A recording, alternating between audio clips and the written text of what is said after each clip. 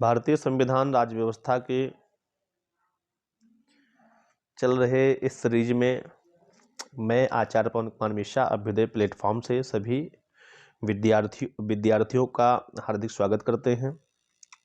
मित्रों, जैसे online class के माध्यम से सभी बच्चों के लिए हम भारतीय संविधान की जो भी क्लासें हैं वो सारी क्लासें यूट्यूब के माध्यम से आप सभी तक पहुंचा रहे हैं।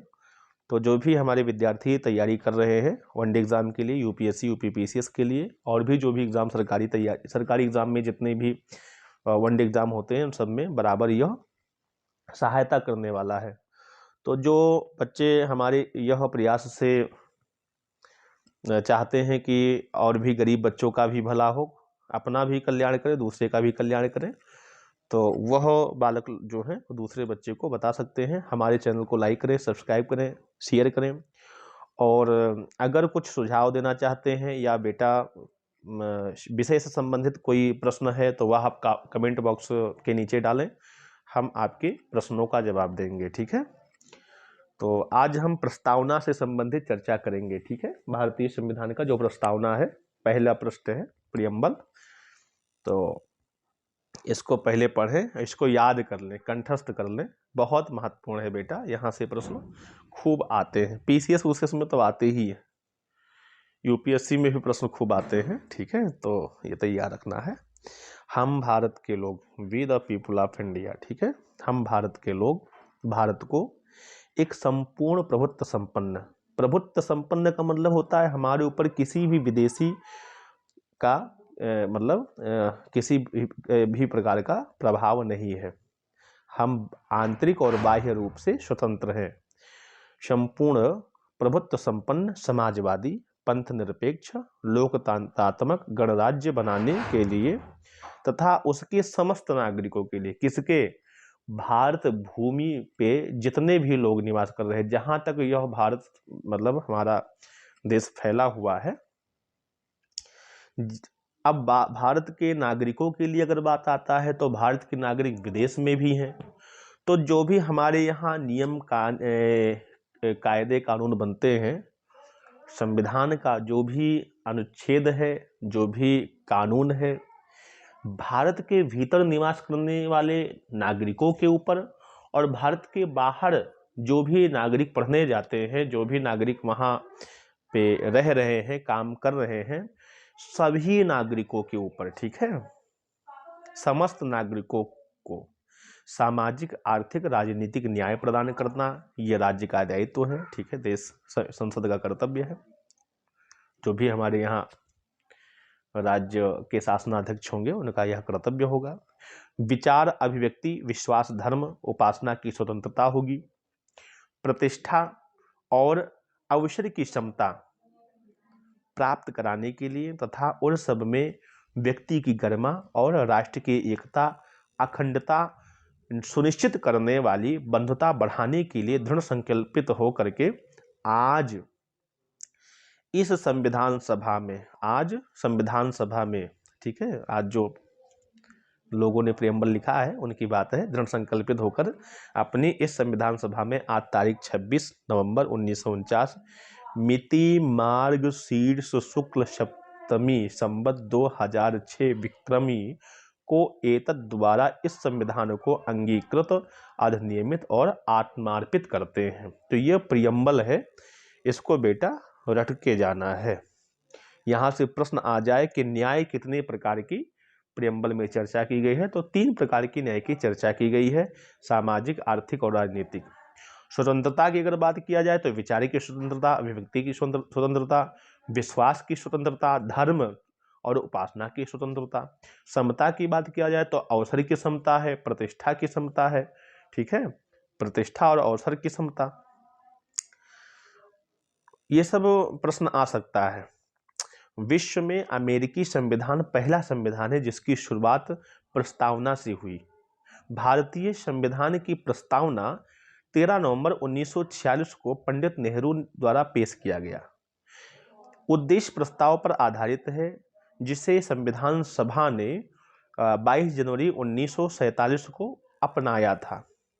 42वीं संविधान संशोधन 1976 द्वारा अभी तक प्रस्तावना में एक ही बार संशोधन किया गया है और इस संशोधन में 3 शब्द जोड़े गए हैं, समाजवादी, पंथ निरपेक्ष और अखंडता।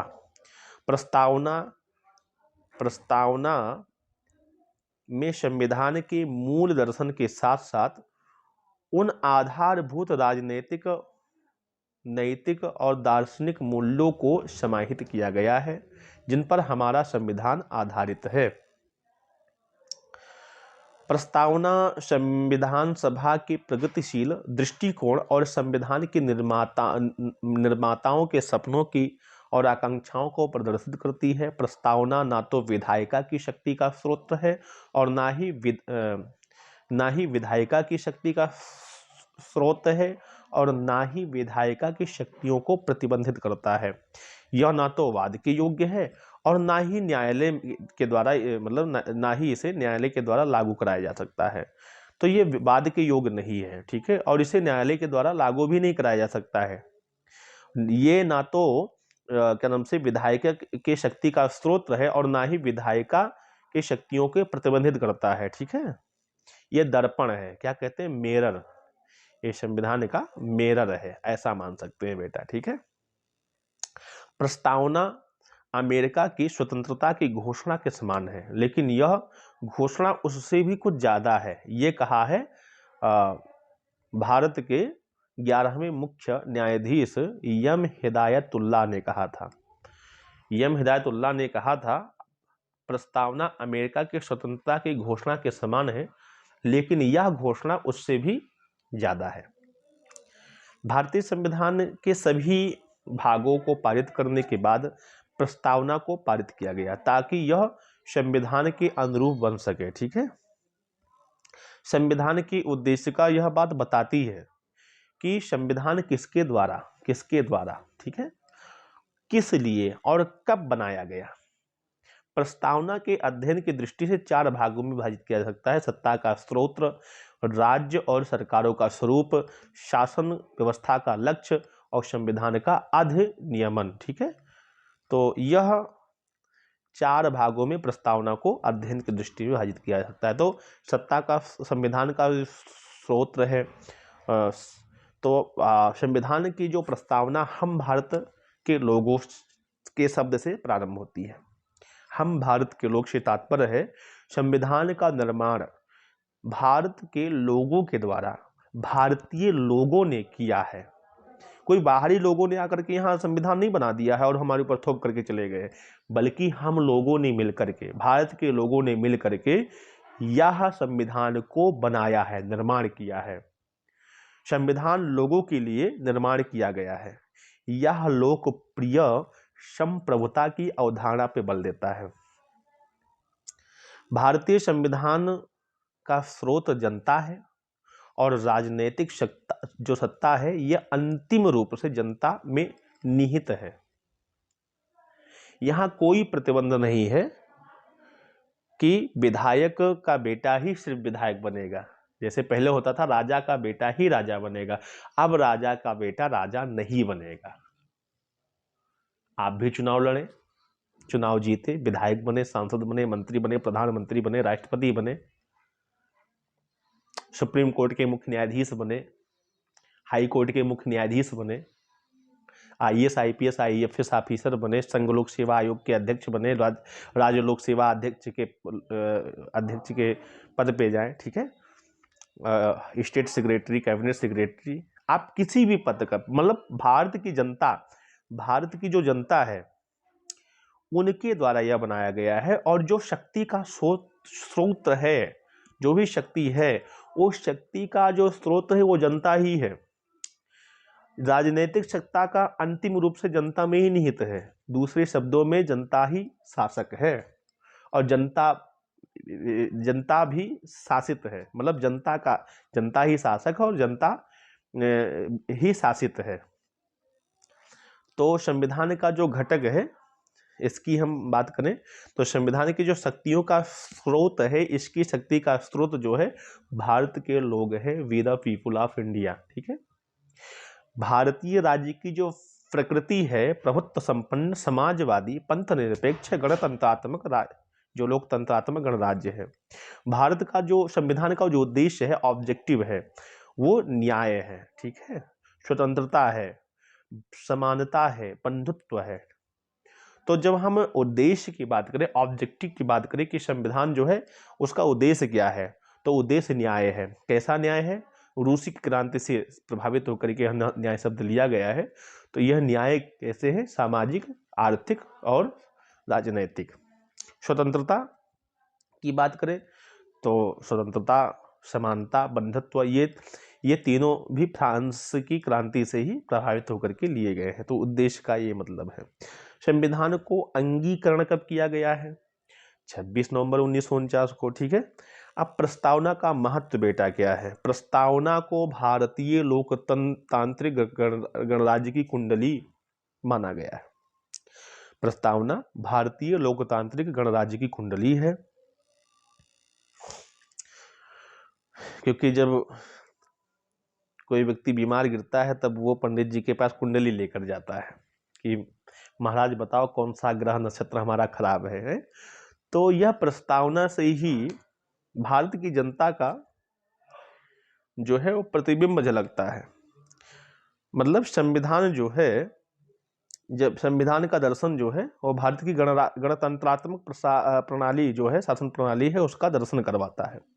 भारतीय संविधान का सारांश, हमारे संविधान की पहचान पत्र, जैसे होता ना, आप राम मंदिर में जाएंगे अभी दर्शन करने के लिए तो आपको एक इनवाइट दिया गया है, इनवाइट कार्ड दिया गया है। जिनके पास में पत्र होगा, प्रवेश एंट्री होगी का प्रवेश एंट्री का पत्र होगा, पास होगा, वही तो जा सकता है।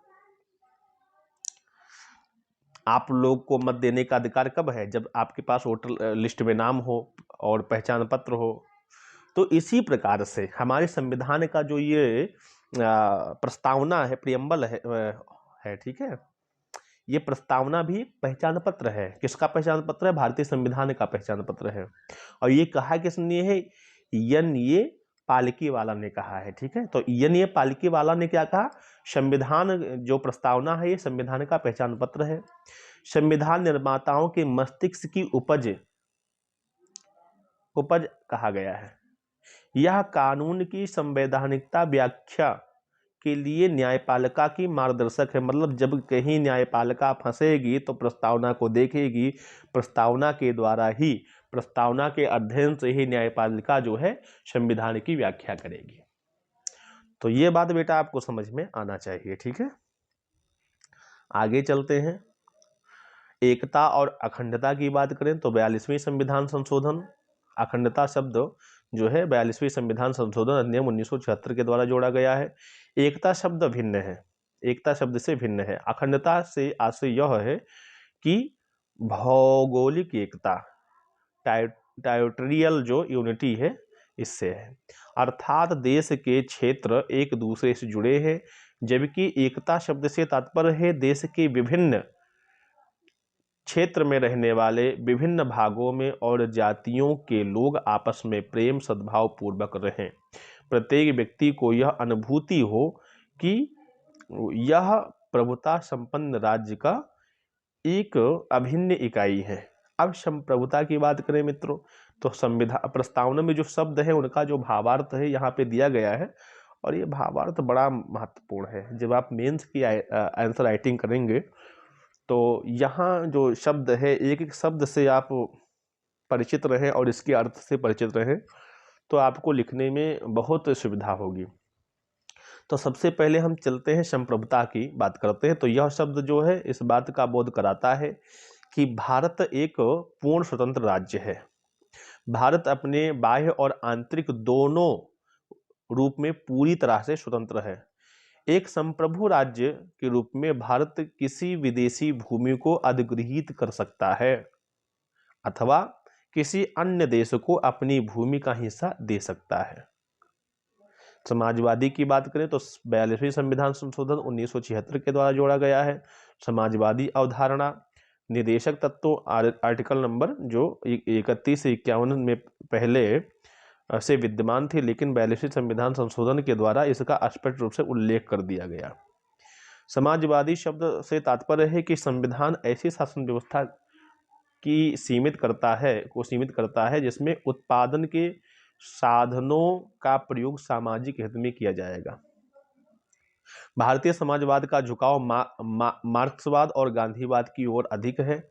लोकतांत्रिक समाजवाद और मिश्रित आर्थिक मॉडल को अपनाया गया है, जिसमें निजी और सार्वजनिक क्षेत्रों का सह अस्तित्व होता है।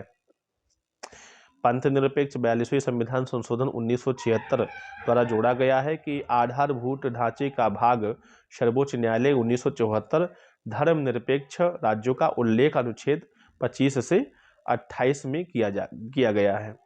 पंथ निरपेक्ष शब्द को जोड़कर यह सुनिश्चित किया गया है कि भारत में राज्य का अपना कोई धर्म नहीं होगा।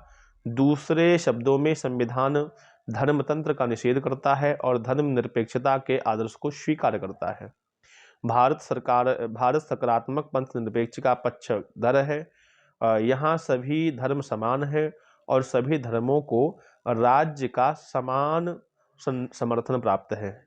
लोकतांत्रिक बात करें तो लोकतंत्रात्मक शब्द से केवल सरकार के स्वरूप का ही नहीं बल्कि एक विशेष प्रकार की सामाजिक और आर्थिक व्यवस्था का भी बोध है। लोकतंत्रात्मक शब्द का अभिप्राय यह है कि समानता और स्वतंत्रता सिद्धांतों पर आधारित सरकार जनता के द्वारा निर्वाचित और जनता के प्रति उत्तरदायी होती है। भारतीय लोकतंत्र प्रतिनिधित्वात्मक संसदीय लोकतंत्र है। कार्यपालिका अपने सभी कार्यों और नीतियों के लिए विधायिका के प्रति उत्तरदायी है। भारतीय लोकतंत्र यह घोषणा सार्वभौमिक वरिष्ठ मताधिकार, सांविधिक चुनाव, कानून का शासन, न्यायपालिका की स्वतंत्रता, कुछ आधारों पर भेदभाव की अनुपस्थिति। लोकतंत्र दो प्रकार के होते हैं, प्रत्यक्ष और अप्रत्यक्ष। प्रत्यक्ष लोकतंत्र जैसे प्रत्यक्ष लोकतंत्र के साधन होते हैं जनमत संग्रह। जनमत संग्रह एक प्रत्यक्ष मतदान है जिसके माध्यम से किसी भी प्रस्ताव पर लोगों से सीधे मतदान लिए जाते हैं। पहल कौन करता है? वह प्रक्रिया जिसके तहत लोग विधायिका के समक्ष किसी कानून के निर्माण का प्रस्ताव रखते हैं। वापस बुलाना, रिकॉल करना मतदाताओं द्वारा किसी प्रतिनिधि को उसके कार्यकाल पूरा होने से पहले हटाने की प्रक्रिया है। लोक राय किसी लोकहित के मुद्दे पर देश के नागरिकों की राय जानने की प्रक्रिया है।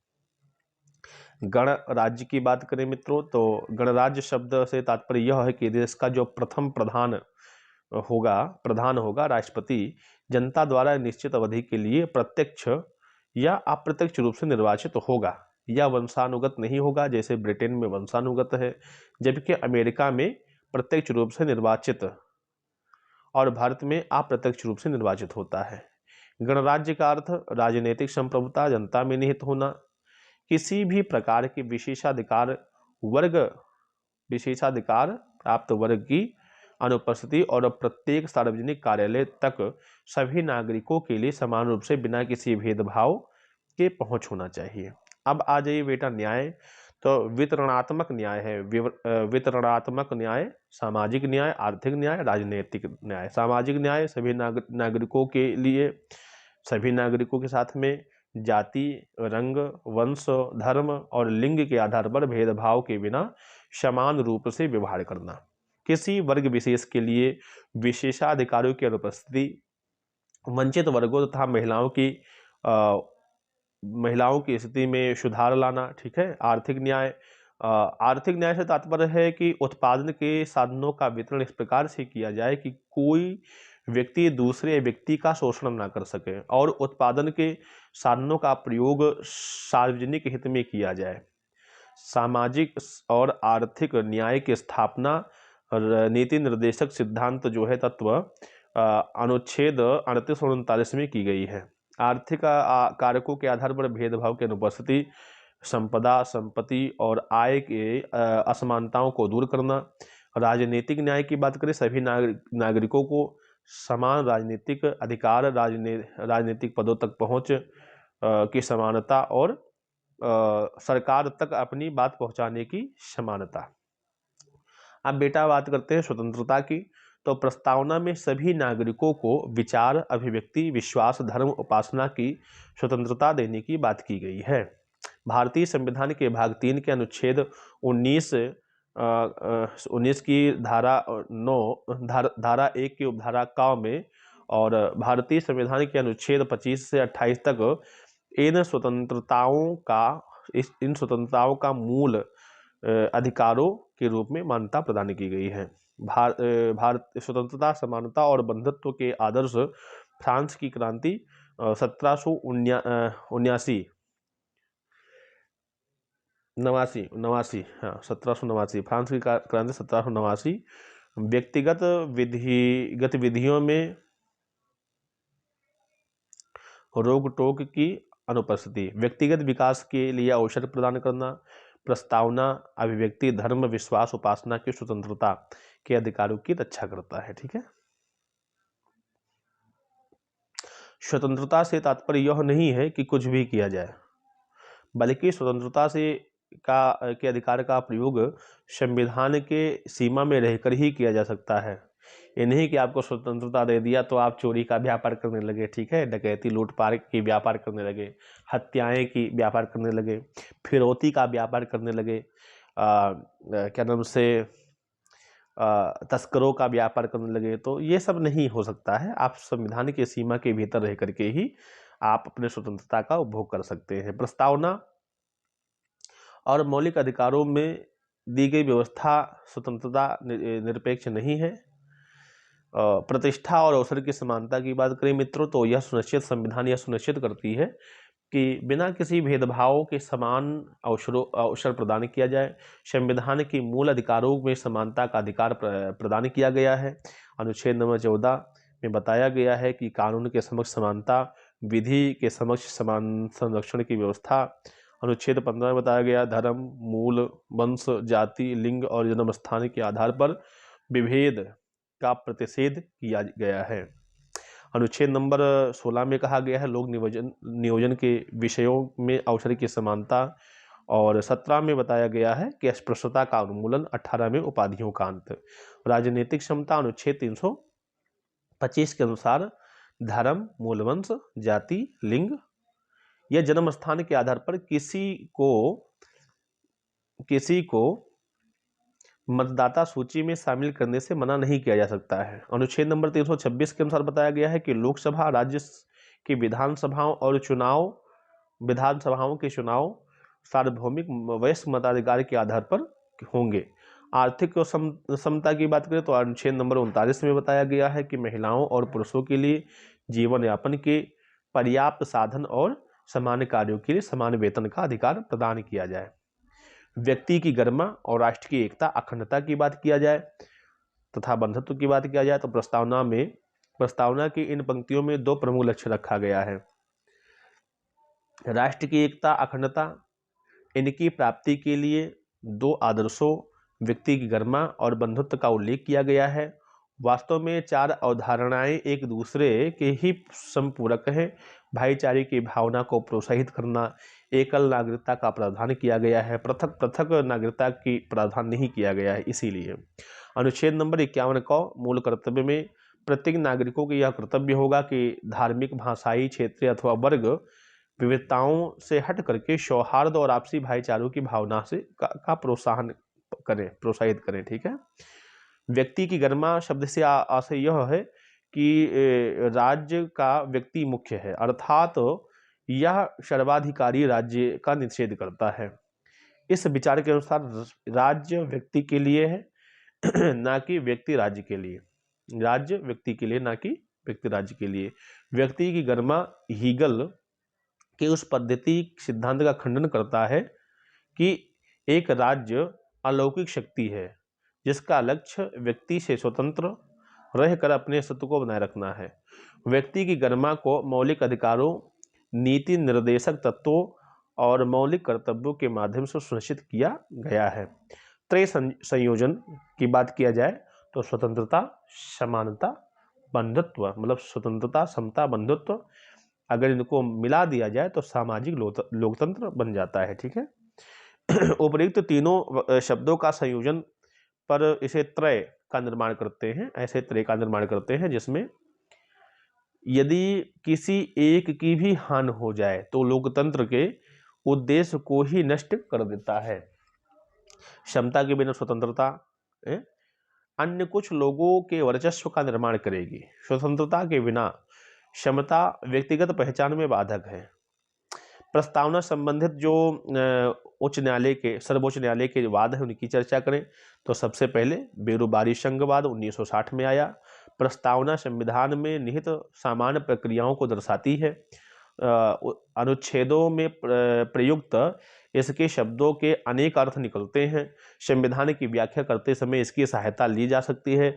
सर्वोच्च न्यायालय ने कहा कि प्रस्तावना संविधान का भाग नहीं है। लेकिन जब केशवानंद भारती वाद आया 1973 ईस्वी में तो सर्वोच्च न्यायालय ने यह स्वीकार कर लिया कि प्रस्तावना संविधान का ही भाग है।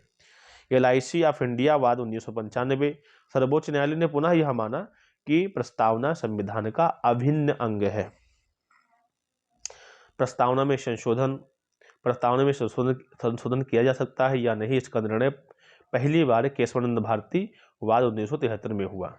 अब तक प्रस्तावना में केवल एक ही बार संशोधन हुआ है। 42वें संविधान संशोधन 1976 के तहत प्रस्तावना में संशोधन किया गया था, जिसमें 3 नए शब्द जोड़े गए थे। पहला समाजवादी, दूसरा पंथनिरपेक्ष, तीसरा अखंडता जोड़ दिया गया था। ठीक है।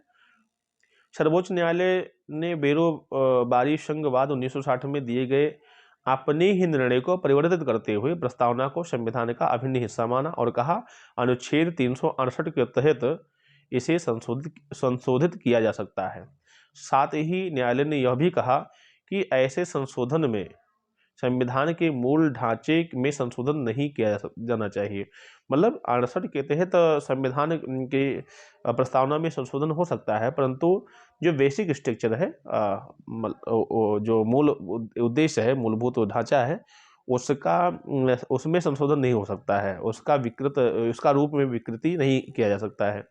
तो कुछ है, मतलब ये प्रेम्बल की बात, हमने प्रस्तावना की बात आज चर्चा किया है बेटा। और नेक्स्ट क्लास में हम आपका जो है संघ और इसका क्षेत्र जो है इसकी चर्चा करेंगे। तो अगर यह मेरा जो प्रयास है आप लोग को अच्छा लग रहा है तो हमारे चैनल को लाइक करें, सब्सक्राइब करें, शेयर करें और भी जो यार मित्र आपके हैं उनको बताएं जो इसका लाभ ले सके। तो इसी पाठ के साथ मैं अपने लेक्चर को यही विराम देता हूँ। सभी मित्रों को जय हिंद, जय भारत।